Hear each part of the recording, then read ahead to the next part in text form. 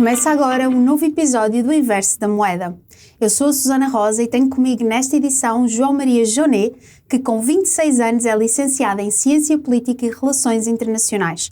É comentador político na SIC Notícias e escreve artigos de opinião para publicações de renome como a revista Visão. É também autor da página de Instagram O Parágrafo e o jornal Crónico. Filiado do PSD, confirmou recentemente a hipótese de se candidatar como independente à presidência da Câmara Municipal de Cascais nas eleições autárquicas de 2025. Faz também parte do painel de comentadores do cada vez mais popular podcast Dia de Reflexão. Seja muito bem-vindo. Obrigado pelo convite. João, já tens o programa eleitoral desenhado para entrares na corrida à Câmara Municipal de Cascais ou ainda estás a ponderar se vais ou não entrar nesta corrida? Estou a ponderar, não tenho um programa eleitoral desenhado, estou a pensar, junto das pessoas que conheço e que estão preparadas para fazer um. Não queria apresentar um programa eleitoral que não fosse realista, que não tivesse soluções para os problemas que eu e mais pessoas que me desafiaram identificam. E isso vai provavelmente envolver também uma análise de custo das propostas e uma análise económica mais profunda do impacto de cada uma delas, e isso vai dar um grande trabalho e, portanto, vamos construindo a coisa com calma, ainda sem certezas se avançamos ou não, porque há outra parte mais financeira importante a avaliar. As candidaturas independentes não têm o apoio financeiro que os partidos têm e, portanto, a necessidade de recolher esse financiamento, um bocadinho, e levantar o dinheiro como uma startup é importante. Portanto, sem isso não há grandes condições para avançar, porque, apesar de tudo, a mensagem passa-se com dinheiro, gastando dinheiro. E, portanto, ainda estou nessa fase a avaliar se isso é tudo fazível, se não é, mas está bem encaminhado. Que bom! Quais é que são as motivações de um cidadão de 26 anos para traçar como objetivo concorrer aqui à presidência de uma Câmara Municipal? Bem, eu não tracei como objetivo. A verdade é que muitas pessoas me vieram desafiar, tem um bocadinho a ver com o facto de, ser nascido e criado em Cascais, ser a minha terra, e eu me identificar muito com ela, mas também tem a ver com a falta de qualidade da governação dos partidos tradicionais em Cascais. O Partido Socialista está muito marcado pela governação dos anos 90, por ter desbaratado uma série de património importante, seja na privatização de património da Câmara, que tem custos muito grandes para os cascaenses, como a privatização das águas de Cascais, seja por ter autorizado muita construção que as pessoas não compreendem. Mas isso, a comparar com esta gestão atual do PSD, o PSD ganhou em 2001 para parar com isso, para parar com a construção excessiva e desregrada, e a verdade é que a gestão atual tem ido no sentido completamente contrário e faz neste momento parecer a gestão do PS uma coisa idílica quase, em comparação. Portanto, as pessoas estão muito cansadas disso, estão muito cansadas de um concelho que está cada vez mais feito para uma elite, só com construção de luxo, mais... Eu conto esta história como um exemplo, mas eu cresci ao pé da paragem de autocarros, que é no centro de Cascais, e agora fizeram uma nova em que garantiram que as pessoas apanham chuva sempre que puderem, porque já não há uma cobertura para aquilo, mas fizeram-na para trás do sítio onde ela era, um bocadinho mais para fora do centro, e à porta da casa onde eu cresci fizeram um espaço para autocarros turistas, que é mais perto do centro, e onde cortaram a rua para os autocarros turistas poderem parar. Essa lógica de olhar primeiro para o dinheiro que vem de fora antes de olhar para o contribuinte que cá está incomoda-me, tal como a lógica de olhar primeiro para quem tem mais do que para quem tem menos. Há décadas que não se constrói habitação social em Cascais, e constrói-se muita habitação de luxo e há muita receita de IMI. Isso preocupa-me também, e também manter uma Câmara gigantesca. Este ano o orçamento da Câmara aumentou 20%, é um ano eleitoral, aumenta 20% o orçamento. Manter uma Câmara gigantesca, cheia de empresas municipais que elas estão cheias de militantes do PSD, para depois o IRS estar no máximo nacional. As câmaras podem decidir quanto é que nós pagamos de IRS até um limite, entre 5% e 2,5%, em Cascais está no máximo. O IMI não está no mínimo, como está, por exemplo, em Lisboa. O IRS em Lisboa também vai passar a estar no mínimo. Tudo isso são coisas que eu gostava de ver feitas de maneira diferente.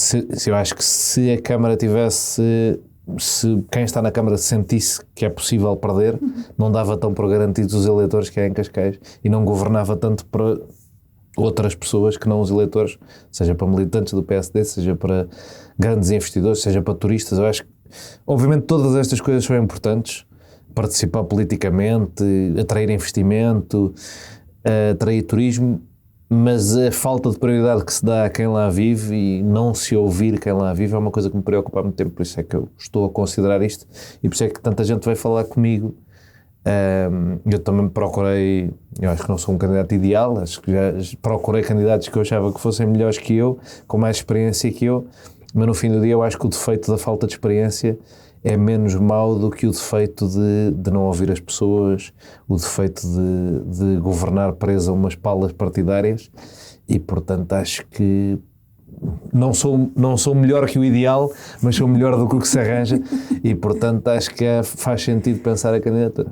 Sim, sentes que as prioridades estão invertidas, não é? Que é preciso redefinir aí de alguma forma as prioridades. Sim, que é preciso pensar a coisa de forma integrada. Não faz sentido olhar para Cascais e ver que se constrói muito para cima de potenciais áreas verdes e para a área do Parque Natural de Sintra-Cascais, por exemplo, e não há um pensamento estruturado para a malha urbana, para a revitalização da malha urbana, que não passe por vamos vender isto a investidores estrangeiros e fazer umas torres de apartamentos de luxo. Isto está a expulsar um bocadinho as pessoas do concelho no centro e está a descaracterizar as aldeias do concelho, que são mais ligadas à natureza, mais isoladas e que entretanto estão a deixar de o ser. Isto, vemos vários atentados ambientais no meio disto, o abate de milhares de pinheiros mansos, a morte deste espírito de comunidade que há no norte do concelho, que as pessoas muitas vezes pensam em Cascais e pensam na linha e na elite, e Cascais é um concelho que não é muito grande, mas tem muitas coisas diferentes. E tem aldeias históricas que não estão para aí viradas para o pensamento de luxo e de elite e que estão obrigadas a ser integradas nisso, eu acho que sem grande necessidade.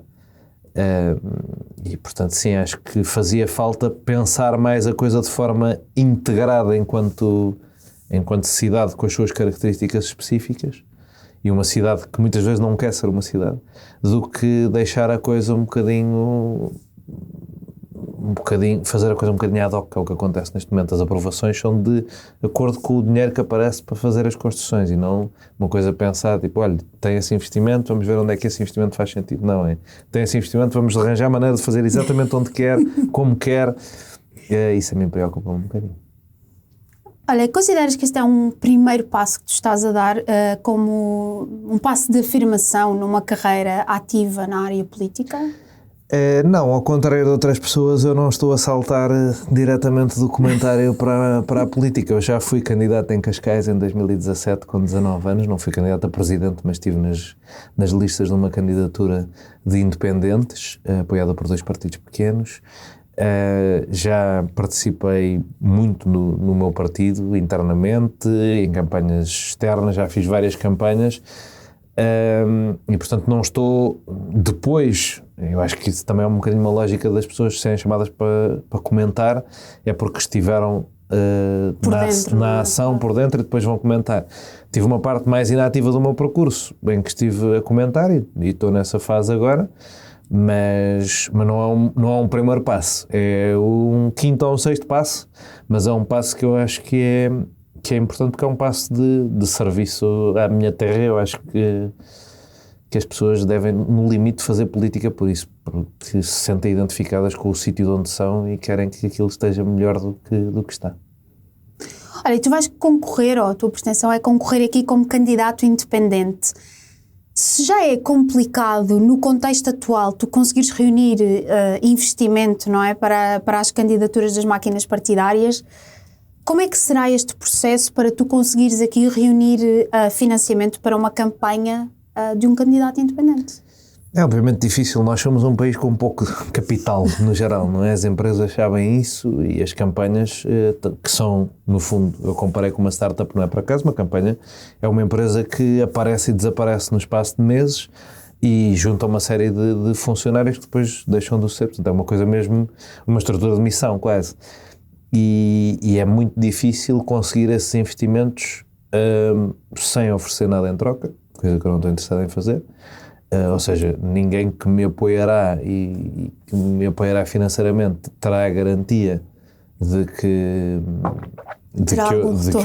eu vou beneficiar essa pessoa de alguma maneira. Não vou. Portanto, essa regra afasta logo alguns contactos que eu já tive e de pessoas com que eu já falei que me dizem: mas a Câmara nunca me falha quando eu preciso. Eu não vou dar essas garantias, isso dificulta logo um bocadinho, mas acho que a coisa é ética a fazer. Portanto, isto no fundo é tentar trazer uma cultura, a nossa cultura de financiamento político e partidário em Portugal é esta, eu vou dar dinheiro a este porque este depois pode me ajudar. A cultura que eu gostava de trazer é uma cultura um bocadinho mais presente noutros países. Nos Estados Unidos é comum. Existem as duas, claramente. Agora com o Elon Musk. Existem as duas, mas também há uma cultura de eu vou dar a este candidato porque eu acredito nele. E eu estou a tentar, nos contactos que faço, que seja isso, que seja decisivo para as pessoas. Eu acredito nele, eu quero as mesmas coisas que ele e, portanto, vou dar para ele fazer as coisas que eu quero fazer porque ele também quer fazer. E essa doação através da identificação é o que eu estou à procura. Não é fácil, mas acho que se vai fazer. Isso exige muita assertividade na abordagem, não é? Eu não sou muito assertivo. Não. Eu gosto de ouvir as pessoas, gosto de perceber o que é que elas querem e não gosto de transmitir. Eu acho até que é uma coisa um bocadinho defeito da maneira como eu falo, mas eu não gosto muito de transmitir certeza. Eu não tenho muitas certezas na vida e não gosto de transmitir essa certeza. Não tenho nenhumas até. Gosto de ouvir as pessoas com calma e perceber onde é que nos podíamos identificar, quanto é que fazia sentido, e ir vendo a partir daqui. Olha, e que peso é que esta tua decisão de te candidatares à Câmara Municipal de Cascais, que peso é que tem o facto do teu bisavô também ele ter sido presidente desta mesma Câmara Municipal? Parece estranho porque é uma coisa um bocadinho longínqua, mas tem um bocadinho. Tem um bocadinho. Eu nunca o conheci. Ele morreu bastante novo e morreu nos anos 70. Mas é muito importante para a minha avó. Eu tenho uma relação muito próxima, que é o pai da minha avó. Eu tenho uma relação muito próxima com a minha avó. E é importante, para já ele tem uma coisa fundamental para mim, que é por causa dele que eu sou do Sporting. Porque ele, para além de ter sido presidente da Câmara de Cascais, foi vice-presidente do Sporting, e se não fosse ele, eu provavelmente era do Benfica. Portanto, felizmente que ele existiu. Mas sempre das histórias da minha avó, lembro-me. A minha avó foi funcionária da Câmara durante muitos anos, começou uma biblioteca no principal parque do centro de Cascais, que ainda lá está hoje, no Parque da Gandarinha, e eu desde pequeno que tive muito este contacto pela minha avó com a ideia de serviço público, com a ideia de serviço à terra, e sempre com esta memória, com esta ideia de que já tinha havido pessoas a fazer isto, e eu lembro-me de ficar com uma ideia de que esse sentido de dever também passava um bocadinho para mim. Portanto, não necessariamente porque quero ir acabar um legado ou porque acho que tenho direito dinástico à coisa, nada por isso, mas porque essa sensação de dever e de serviço à comunidade me foi passada desde muito cedo pela minha família, e a minha família é muito importante para mim. Portanto, como é para toda a gente, é daquelas frases que não interessa nada a dizer, mas é um bocadinho mais por isso. Portanto, quando me perguntaram, eu falei disso, depois percebi que a maneira como passa pode passar um bocadinho assim, tipo... Uma visão um bocadinho distorcida daquilo. Até porque isto é uma coisa muito que tem a ver com o meu privilégio, em grande parte. Eu sinto que a maioria das pessoas não tem grande relação... ou seja, os betos têm esta coisa, não é? Sabem quem é que era o trisavô e o tetravô. Portanto, no geral, tem esta coisa que pode ser um bocadinho caricaturada. Eu... tenho um histórico familiar diferente, há muita longevidade na minha família, felizmente. Portanto, para mim um bisavô não é longe. Eu conheci 3 das minhas 4 bisavós, eu conheci uma das minhas 3 avós. Quando ela morreu eu tinha 12 anos, e ela tinha 112. E portanto, para mim não é longe. Não, não é normal, mas não é longe, não é bem pela coisa, lá está, não é bem pela coisa de isto é meu ou o feudo da minha família, é mais porque para mim não é longe e emocionalmente conta muito para mim, sim. Mas isto era uma coisa que eu tinha este projeto a médio e longo prazo, foi mais uma coisa que surgiu porque muitas pessoas me vieram dizer que ninguém estava disposto a avançar e que o PSD vai apresentar um candidato que eu acho que é indecoroso para o PSD apresentar um candidato que a única experiência que tem é ser do PSD desde pequenino e que é, pronto, é uma pessoa do aparelho do PSD. Eu acho que para a quinta maior Câmara do país o PSD não pode apresentar um gestor de aparelho. Os gestores de aparelho são importantíssimos, o funcionamento dos partidos é uma coisa que eu respeito muito, mas para governar a quinta maior Câmara do país e a segunda maior Câmara do PSD, acho uma falta de respeito.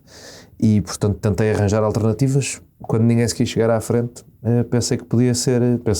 Nem pensei, disseram-me e eu achei ridículo, mas disseram-me que podia ser eu. E eu comecei a testar e parece que se calhar faz algum sentido, mas ainda é aberto. Sempre se falou de política em tua casa? Não. Com os meus pais nunca falaram muito de política. A minha mãe diz sempre que só parou de votar nos partidos a que achava graça do fim, quando eu lhe comecei a dizer em quem é que achava que ela devia votar, porque a minha mãe antes votava sempre no Partido da Terra, porque achava graça ao Gonçalo Ribeiro Teles. Mas no geral nunca se falou muito de política em minha casa, não foi assim uma coisa. Quando eu apareci com este interesse, as pessoas ficaram um bocadinho surpreendidas e também foi um bocado assim, as minhas avós foram um bocadinho buscar, tipo, havia um avô que era político, não sei o quê. Também foi assim que eu liguei mais à coisa do meu bisavô, mas não há uma coisa que eu tenha. Claro que falo com pessoas da minha família de política e acho que se fala mais do que a média das famílias, mas no meu núcleo familiar, os meus pais nunca me incentivaram nada a isso, meus avós mais um bocadinho. Mas fala-se muito mais hoje em dia por minha causa do que por qualquer outra coisa. Não era assim um tema corrente e constante. Não era um tema ao jantar. Não, em minha casa, com os meus pais, nunca foi até eu passar a interessar-me por isso. E como é que despertaste aqui esta consciência política?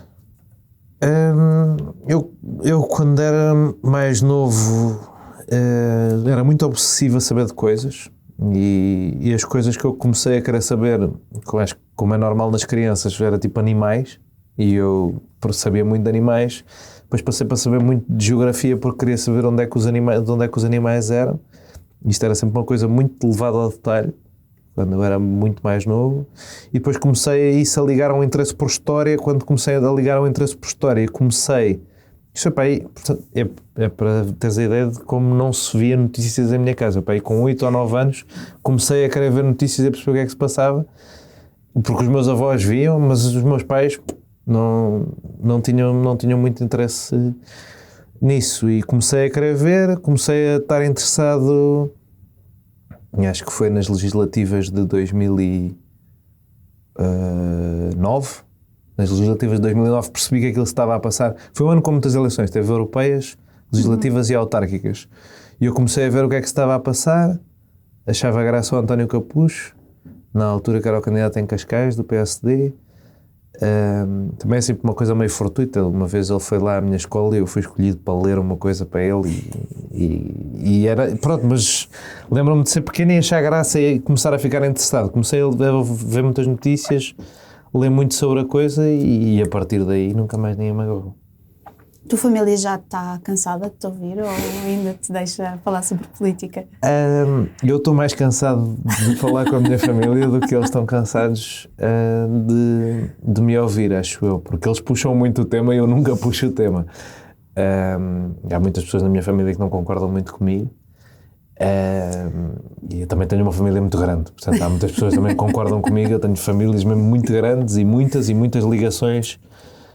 Nós felizmente mantemos muitas ligações, lá está, betos, e portanto há assim pessoas que discordam e que querem vir falar sobre isso, pessoas que concordam e querem vir falar sobre isso, mas acho que as pessoas não estão fartas porque elas é que puxam o tema. Eu estou sossegadinho no meu canto normalmente e se estiver a falar do Sporting estou bem. Olha, quais é que são as tuas principais referências políticas hoje em dia? Hoje em dia? Hoje em dia, Eu sou um entusiasta do Emmanuel Macron, com algumas críticas que lhe tenho a fazer, mas é para aí a pessoa com que eu estou mais alinhado ideologicamente, assim, das grandes figuras da política mundial neste momento. Também tenho simpatia, apesar de me irritar um bocado mais, com o Primeiro-Ministro do Canadá, com o Justin Trudeau. Também com o líder do Partido Trabalhista, com o Keir Starmer, tenho alguma, mas não imensa. Eu sou uma pessoa um bocadinho órfã de movimentos políticos neste momento. Não há muita gente a defender o meu tipo de centrismo por aí com grandes cargos públicos. Eu gosto muito do Rory Stewart, que é um ex-deputado conservador inglês que agora é independente. Se calhar aqui dando uma ideia também. Ele candidatou-se de facto como independente à Câmara de Londres. Também se calhar ajudou a dar uma ideia.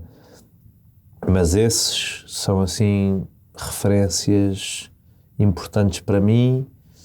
No campo da política económica é um bocadinho uma referência à Elizabeth Warren, mas não com a identificação total. Ela é mais à esquerda que eu, mas gosto de ouvir. O Pete Buttigieg também nos Estados Unidos, que era agora secretário dos transportes do Joe Biden. São assim as minhas maiores referências, acho que hoje em dia, a tentar aqui equilibrar um bocadinho em termos de género, para ser honesto. Porque veio-me assim de repente. E eu gostava muito da Inês Arrimadas, do Cidadanos em Espanha, mas ela desapareceu um bocadinho, e da Emma Bonino em Itália, mas também já não vale o que valia, assim, para equilibrar um bocadinho com mulheres. De resto, cá tenho assim uma grande referência, que é uma pessoa com quem tive todo o gosto em trabalhar e que gosto imenso, que é o Jair Moreira da Silva. Estou-lhe sempre a dizer que a qualquer coisa que ele queira ser candidato eu vou atrás, portanto. Mas sim, o Jair Moreira da Silva é uma referência importante para mim. Olha, e como analista político, como é que tu caracterizas este período que nós vivemos, onde reina aqui um bocadinho a incerteza e os fantasmas de um novo conflito mundial, não é? Que é aquilo que nós vemos todos os dias nas notícias. Eu acho que cair muito nessa narrativa é cair numa narrativa que interessa à Rússia. A Rússia tenta muito passar a lógica de que tudo o que possa acontecer daqui para a frente pode causar uma guerra mundial. Que é a única coisa que a Rússia tem, porque a Rússia tem um exército bastante incapaz, como se agora pronto, vai ganhando experiência e tudo mais, mas como se está a ver pela dificuldade que tem em ocupar um país muito mais frágil. E é uma dificuldade brutal, e ainda por cima contra equipamento, basicamente a Europa e os Estados Unidos estão-lhes a dar os restos e os nossos equipamentos mais velhos que estavam parados no estaleiro, e eles mesmo assim estão a ser tecnologicamente derrotados por aquilo. Portanto, só em força de números é que estão a conseguir fazer alguma coisa. E portanto a Rússia cria um bocadinho esta narrativa de que tudo o que possa ser apoiar um bocadinho a Ucrânia vai levar a uma guerra mundial, mas não tem de facto essa capacidade de projeção de poder. Aliás, a Rússia não tem sequer capacidade de projeção de poder para conseguir manter uma frente ativa na Ucrânia e manter um Estado que apoia, um governo que apoia na Síria. Portanto, a Rússia tem uma capacidade de projeção de poder muito limitada, não tem capacidade para poder estar a pensar seriamente. Podem, se forem loucos, e podemos achar que são, mas para poderem estar a pensar seriamente num conflito à escala global. Portanto, acho que neste momento isso ainda é um bocadinho exagerado pensar em conflito global, pelo menos com a Rússia, com esta situação da guerra da Ucrânia, está sempre a pensar nisso. Coisa diferente será pensar num eventual conflito que possa ser gerado por um confronto entre os Estados Unidos e a China em Taiwan. Mas mesmo aí, eu diria que o apoio dos Estados Unidos nunca será, ou quase certeza que não será, e então com o Trump é mais ou menos garantido, não será direto, e portanto não haverá um confronto direto. Mas aí há mais potencial de confronto direto entre dois países que provocariam uma guerra mundial, como nós a imaginamos, totalmente destrutiva, do que a Rússia. A Rússia é um bocadinho... O Obama descreveu-os em 2014 como um tigre de papel. Era bom que ele estivesse condicionado mais para eles provarem de facto mais cedo que era um tigre de papel, que lhes tivesse mandado um bocadinho de água para cima, mas eu acho que a caracterização está mais ou menos certa. A Rússia tem muita dificuldade em competir ao nível da China e dos Estados Unidos. Aliás, está um bocadinho subalternizada à China, um bocadinho um cão de ataque meio descontrolado que a China tem. Portanto, estás tranquila em relação a essa... Eu estou, mas eu sou um otimista, Sim. portanto levem sempre tudo o que eu digo com o otimismo de pessoa que te caracteriza. que acha que vai tudo correr bem. Pode não correr e depois eu estou enganado, mas eu prefiro olhar para o mundo com esta lógica do que com a lógica do medo constante. Olha, e Portugal, na tua visão, achas que tem políticos de qualidade ou tarefeiros partidários? Acho que tem um bocadinho dos dois. Acho que há uma sobre-representação de tarefeiros partidários no topo da nossa política neste momento, incluindo o Primeiro-Ministro. Mas acho que há ótimos políticos em Portugal, se calhar não muito aproveitados, e no PS, e no PSD, e no CDS, e na Iniciativa Liberal, e no Bloco de Esquerda. Acho que há muito bons políticos. Eu acho também que há uma coisa importante. A política é uma coisa obviamente ingrata e cansativa e tudo mais, mas há uma coisa importante para nós pensarmos às vezes, que é se muitas destas pessoas que se calhar teriam mais competência do que estas que estão a assumir cargos de responsabilidade se disponibilizariam para isso. Eu há bocado falava do Jorge Moreira da Silva, também podia falar do Carlos Moedas, que eu achei na altura corajoso e cativou-me para eu ir ajudar e fazer campanha por ele, e ainda me cativa sobre ele hoje em dia, que é uma pessoa que tinha um caminho feito para... tinha sido comissário europeu, tinha estado na política há 10 anos, tinha um caminho feito para ser presidente da Gulbenkian e para ter uma vida tranquila, e quis dedicar-se à política, quis dedicar à cidade em que ele vive e que os filhos dele vivem. Eu acho que isso, muito do facto de nós não termos políticos de qualidade, tem a ver com poucas pessoas estarem interessadas em fazer esse sacrifício. E, portanto, eu tenho pouca necessidade de fazer essa crítica, ou sinto pouca necessidade de fazer essa crítica sozinha, dizer os políticos são maus. A culpa é nossa, a culpa é de quem não participa. Os políticos são um reflexo do país. E, portanto, se o país é apático, indiferente, pouco exigente, os políticos vão ser indiferentes também. Se as pessoas forem mais exigentes, os políticos vão ser melhores. Não acho que as pessoas estejam aí nesse caminho, porque acabaram de eleger uma bancada de 50 pessoas em que um quinto deve ter analfabetismo funcional. Mas era bom que tivessem, era bom que não caíssem em demagogias baratas e na crítica aos políticos, em vez de mandarem para lá pessoas para lhes chamarem nomes, mandassem pessoas para fazerem melhor o trabalho do que eles.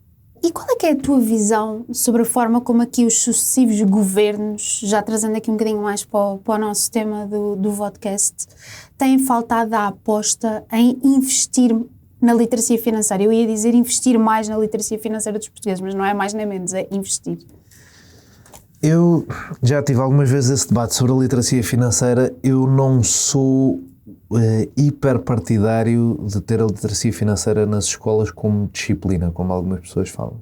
Está incluída no programa da cidadania. Eu não acho essencial, honestamente. Eu acho que quanto menos a escola ensinar as pessoas a resolverem problemas específicos e quanto mais as ensinar a pensar e a estarem preparados para o problema, porque eu acho que a escola não serve para me ensinar a preencher formulários. A escola serve para me ensinar a ter o pensamento crítico necessário para responder às dificuldades que me aparecem na vida. Sejam elas previsíveis, como uma declaração de IRS, ou imprevisíveis, que, como o nome indica, eu não vou poder dar exemplos.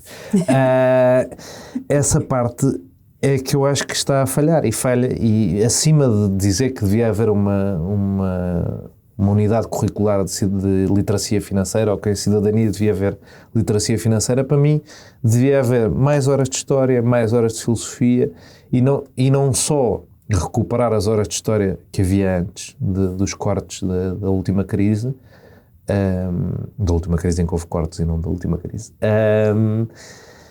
e não só recuperar, como garantir que as pessoas têm aulas. Porque eu, lembro-me, ainda sou do tempo, não sou assim tão velho, de ter mais tempo de história, e isso era importante, porque eu hoje em dia penso nisso. Há tantos miúdos que eu vejo na internet curiosos com o Hitler e a partilhar vídeos de nazis e não sei o quê. Eu não tenho dúvidas que um professor de história não consiga acabar um manual de história num ano letivo, porque há 90 minutos de história por semana. E, portanto, não tenho dúvidas que o que fica por dar é o fim do século, é o século XX, é o fim do currículo. E como fica por dar o século XX, se calhar fica por dar muita desta informação que podia impedir estes miúdos de terem esta curiosidade. A curiosidade não é má, mas terem o interesse e gostarem de... portanto, mais horas e que essas horas fossem ensinadas. Não há professores. Portanto, para mim, discutir literacia, o investimento em literacia financeira é discutir a educação pelo teto. Primeiro era preciso que as pessoas tivessem aulas, que não houvesse uma diferença gritante entre escolas públicas em zonas mais e menos favorecidas, que não houvesse uma diferença gritante entre escolas públicas e colégios privados. Eu só andei em escolas públicas, portanto estou à vontade, e eram escolas públicas que estão pessimamente classificadas nos rankings, apesar de me terem ensinado imensas coisas e de serem ótimas escolas com ótimos professores, mas isso para mim era começar pelas bases do ensino. O ensino funciona em Portugal, o que nós nos propomos a ensinar já é ensinado. Quando isso for atingido, podemos falar de mais cadeiras, e as pessoas às vezes falam de literacia financeira, outras vezes de ciência política, porque sentem que as pessoas não percebem disto ou não percebem aquilo. Mas para mim é isso, continuas um pouco pensos na coisa, pensos rápidos, em vez de dizer tipo, não, isto não está a funcionar porque as pessoas não têm o pensamento crítico de base, não aprendem, não vão à escola a aprender. E tu consideras que para ser um bom político tens que ter aqui uma forte base de literacia financeira? Achas que é importante? Não. Eu acho que não é preciso ter forte base em coisa nenhuma para ser um bom político. Eu acho que um bom político tem que ser uma pessoa que representa bem os interesses dos eleitores, que representa bem os interesses da sua comunidade, e representar bem não é dizer exatamente o que eles querem que nós estejamos a dizer, é representar no sentido de encontrar as melhores soluções para os problemas, independentemente de ser a coisa preferida deles ou não. Isso para mim é que é um líder e um político. Se não é um porta-voz. E um porta-voz é outra coisa, é outra profissão diferente. E para isso não é preciso. Um engenheiro pode ser um ótimo político, um médico pode ser um ótimo político. Portanto, não acho que a minha formação me ponha em qualquer tipo de vantagem. Não acho que a formação de um economista o ponha em qualquer tipo de vantagem.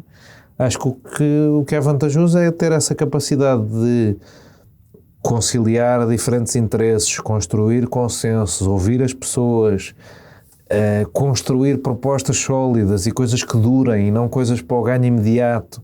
Isso é que faz um bom político. Qualquer pessoa, tendo cursos, não tendo cursos, consegue ter essa capacidade. Já vi ótimos construtores de pontes e de compromissos sem formação nenhuma e que são ótimos políticos.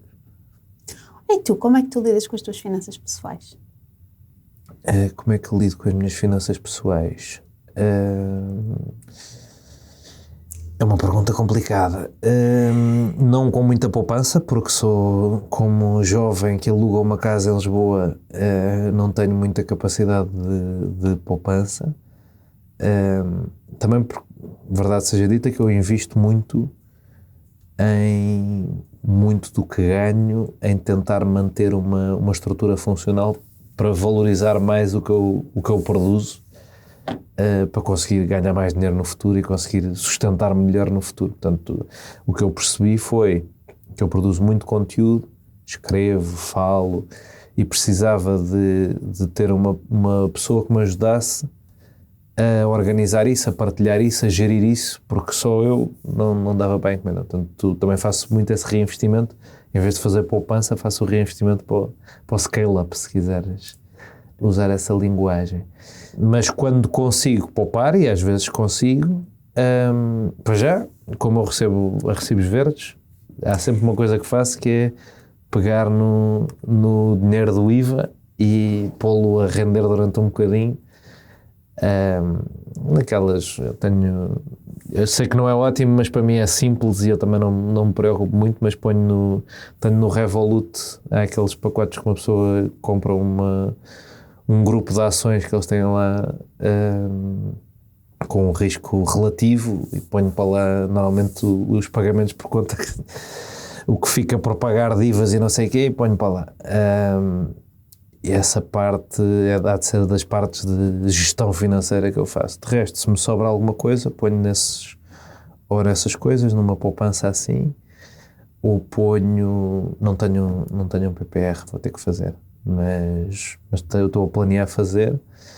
Houve uma altura que fazia um bocadinho mais à maluca, tipo, via uma notícia sobre uma empresa e punha lá um bocado de dinheiro em ações para ver o que é que aquilo ia dar, sempre tinha que eu estava disposto a perder. Estou a fazer imenso dinheiro com a Nvidia por causa disso. Mas já comprei no fim do ano passado, acho que uma coisa assim. E depois para aí, sei lá, 50, 100 euros. Às vezes dinheiro que eu penso, tipo, este dinheiro não precisa este mês, e portanto tenho esse investimento.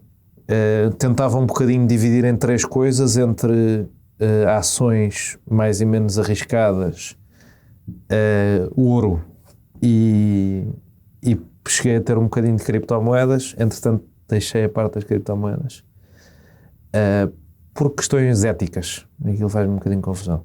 Fiz imenso dinheiro com aquilo, mas faz-me um bocadinho de confusão. Porquê? Pelo impacto ambiental, porque não tem utilidade nenhuma para além de ser usada para tráfico de seres humanos, para tráfico de drogas, para venda de armas. Tipo, aquilo não, para além de ser uma coisa shady, não tem nada que me consigam convencer até agora. E portanto desinvesti e tentei fazer investimentos. Eu tento um bocadinho fazer investimentos com algum tipo de ética. Não invisto apesar de estar a ver que seria importante em certos momentos, e se fossem outras notícias, se calhar, se fossem outras coisas, eu teria investido. Quando achei que fazia sentido investir em petróleo, por exemplo, não investi. Tinha feito imenso sentido, tinha ganho imenso dinheiro, mas não me pareceu ético. Portanto, tento assim manter uma coisa um bocadinho mais ética, dentro do possível, dentro de comprar aquelas empresas de legacy que depois não são nada éticas, tipo Google ou não sei o quê, mas tento manter assim e tento assim, ou seja, a Bitcoin era um bocadinho o contrário do ouro, não é? Uma muito arriscada e uma pouco arriscada. Agora tento assim mais com empresas ou calhas, mas tenho tentado mais índices do que essa coisa das empresas ou calhas. Foi uma coisa mais que eu fazia há 3 ou 4 anos do que faço hoje em dia. Hoje em dia faço mais. Às vezes posso achar graça como achei na Nvidia, mas hoje em dia faço mais bundles. É mais conservador. É. Não sou muito radical. Olha, e tens a esperança que Portugal possa sair deste ciclo sem fim de crises financeiras e económicas, assim no curto prazo? Eu não tenho a esperança. As crises cíclicas são um bocadinho um subproduto do capitalismo, e a maneira como nós recuperamos delas é que depende. Depende da robustez da nossa economia, da resposta geral que é dada a nível global. Nós somos uma economia muito aberta, portanto nunca depende só de nós como é que vamos reagir a uma crise, nem pouco mais ou menos. E por mais que isto cresça, vai continuar a não depender só de nós. Pode não ser tão forte o efeito que se sente. Nós agora estamos a crescer bem, estamos a convergir com a União Europeia, pode não ser, estamos a reduzir a dívida, e isso vai ajudar a que o efeito não seja tão forte, mas é sempre forte e é sempre chato. Uma economia muito aberta, e o nosso futuro, enquanto país, vai ser sempre ter uma economia muito aberta. É a nossa identidade. Os holandeses, que têm mais ou menos o nosso tamanho, são mais pequenos que nós, têm o dobro da população, que é uma coisa que as pessoas parecem estar pouco interessadas em ter, mas eu sou partidário de que Portugal devia ter muito mais pessoas.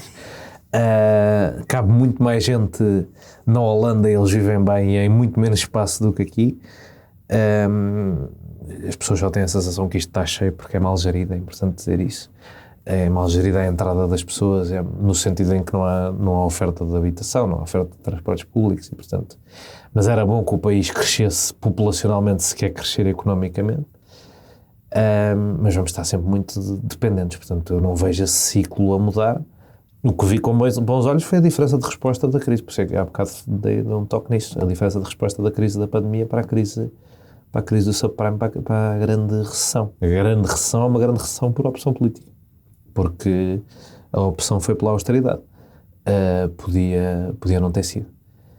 E como se viu na pandemia, podia não ter sido. Tem outros impactos. As pessoas detestam-nos, detestaram a inflação, mas eu acho que as pessoas detestam muito mais o desemprego e só não se lembram, se calhar, mas detestam muito mais o desemprego e deixar de ter dinheiro para as casas, para pagar as casas, do que detestam passar a pagar compras um bocadinho mais caras.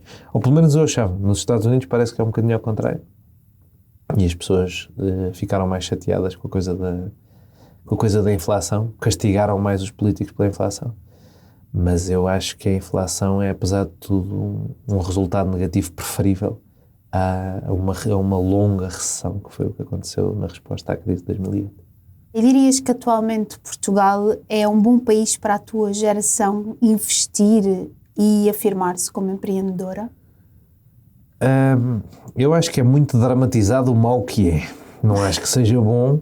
É o mais normal da minha geração, também já pensei nessa hipótese, se calhar um dia ainda faço. O mais normal da minha geração é pensar em emigrar. Mas não sei se necessariamente para o empreendedorismo. Acho que há muitas oportunidades de empreendedorismo, particularmente no setor do turismo. Se tem muito valor acrescentado, se é ótimo para a economia, que é outra questão, mas para jovens da minha geração, eu assisto a alguns que conseguem safar-se bem nisso.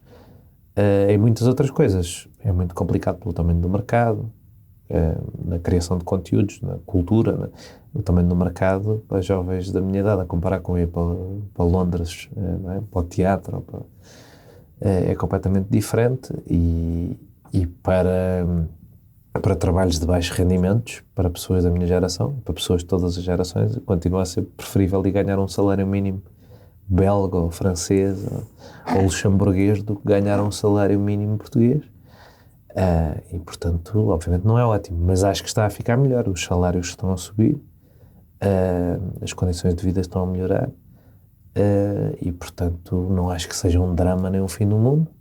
Esta conversa que deram a fazer com a Polónia, com a Roménia, que não sei o quê, que iam ultrapassar Portugal, é um bocadinho disparatado. Ninguém quer emigrar de Portugal para a Polónia e para a Roménia, mas obviamente que as pessoas da Polónia e da Roménia e as pessoas de Portugal querem emigrar para os poucos países que são mais ricos do que um Estado-membro da União Europeia, que são o Reino Unido, a França, a Bélgica, a Holanda. Mas nós temos que perceber isso também, que estamos sempre a comparar-nos com o topo do topo. É aqui ao lado, é verdade, mas estamos sempre a comparar-nos com o topo do topo. E assim estamos sempre a sentir mal. Se eu estiver sempre a jogar a bola com os meus amigos, a pensar que não sou o Ronaldo, não me vou sentir muito bem, mas se estiver só focado no que estou a fazer e a fazer melhor o que estou a fazer, em princípio a coisa melhora um bocadinho. Portanto, nessa coisa de se é um país bom, é dos melhores países do mundo. É dos países... tem a 100ª maior população do mundo e eu acho que a 50ª maior economia do mundo, portanto é um overperformer. Agora, podia ser mais overperformer, há melhores overperformers, mas não é um inferno. Boa, foi otimista essa visão, foi, sem dúvida. E a tua faceta aqui de comentador político é algo que te preenche profissionalmente? Sim. Não totalmente, gosto de fazer outras coisas, como se nota, mas gosto de fazer isto. Acho que não sabia, uma coisa que eu descobri através do feedback, mas acho que as pessoas percebem bem as coisas quando eu falo sobre elas e que a política muitas vezes é propositadamente complicada para garantir que está sempre no mesmo grupinho fechado e no controle do mesmo grupinho fechado, e gosto que as pessoas sintam que eu lhes descomplico a vida e que as ajuda a perceber as coisas. Portanto, nesse sentido, preenche-me imenso quando as pessoas vêm ter comigo e dizem que eu os ajudei a perceber uma coisa, que gostam de me ouvir. Isso preenche-me imenso. Mas também me cansa a parte negativa, não é por mim, porque eu, por acaso, não sou muito resistente a insultos, mas depois é chato para a minha família e cansa-me um bocadinho essa parte da exposição. E também o não ter horários certos. Uma pessoa quando faz isto nunca para bem de trabalhar, porque tem sempre de estar atento, nunca sabe quando é que vai ser chamado. É um ótimo trabalho, é dos melhores trabalhos que se pode ter, mas tem coisas um bocadinho cansativas. Mas sim, preenche, sim. O que é que mais te dá prazer no teu dia-a-dia? Provavelmente ler um bom livro. Assim, a resposta, ouvir boa música, assim, respostas básicas. Correr ao pé do mar e estar com os meus amigos e com a minha família. Não estou assim a ver nada de muito original que me dê imenso prazer. Posso pôr uma coisa assim que se calhar é um bocadinho mais específica, apesar de certamente haver milhares de pessoas que fazem isto, mas uma coisa que eu adoro é ter um bocadinho de tempo para para me perder assim num tópico super específico na Wikipédia, tipo, imagina a Revolução Belga de 1830 e ficar para aí 4 horas a clicar em links dentro da Wikipédia até saber tudo sobre aquilo, tudo o que há para saber dentro da Wikipédia. Isso é assim um hobby que eu tenho desde pequenino e que me dá imenso gozo e que se calhar é mais original e conta mais para ser uma boa resposta. Olha, chegamos aqui ao fim da nossa entrevista e agora vamos passar para uma outra fase, que é a fase aqui do nosso desafio inverso. Então, em cada episódio do nosso Inverso da Moeda, nós temos este desafio em que o convidado é desafiado a responder a 2 perguntas criativas com algum sentido financeiro. Vais ter 2 minutos para responder às perguntas desde o momento em que eu começo a fazer a primeira pergunta. E no final eu vou-te dar aqui uma classificação de 0 a 10. Ok. Estás preparado? Não sei. Ok. Acho que estou.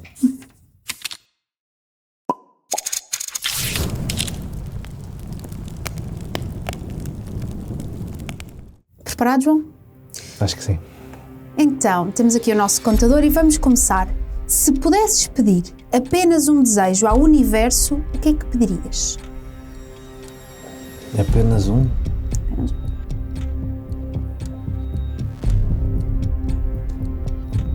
Isso é uma pergunta impossível. Para ter mais 10 desejos. Sim, essa é aquela clássica. É clássica. Só pela trabalheira que me pode vir a dar, e porque eu queria mesmo era ser presidente do Sporting, tipo assim, num momento logo. Mas podia até ser uma coisa tipo dono, cheio de dinheiro, que assim já juntava a coisa do dinheiro. Tipo, mas eu tenho sempre dificuldade em pedir dinheiro porque a inflação é uma coisa que me preocupa. Imagina, pedia 100 milhões e de repente apareciam assim do nada. Iam tirar a alguém, não era fácil. Sim. Ok, segunda pergunta. Se o teu cartão de crédito pudesse cantar, que canção é que ele cantaria quando o utilizasses? Não faço a menor ideia, eu nunca uso um cartão de crédito. Não? Nunca. Usei para aí uma vez por causa de um carro alugado nos Açores. Boa. Só uso o que tenho. Vou-te dar um 9. Nunca uso mesmo. E chegamos ao fim do nosso episódio. Foi um enorme prazer estar à conversa com João Maria Joné e fica uma última pergunta. Qual é que é para ti a melhor forma de tu investires o teu dinheiro? Era o que estava a dizer, índices. Para mim é tranquilo. Investir assim em aglomerados de ações pensados por mim, por uma entidade financeira responsável qualquer. Normalmente é assim que eu invisto. Muito obrigada, João, por teres aceito aqui o nosso convite. Terminamos este episódio do Inverso da Moeda. Podem seguir-nos no Spotify, YouTube e também no Instagram em inverso_by universo.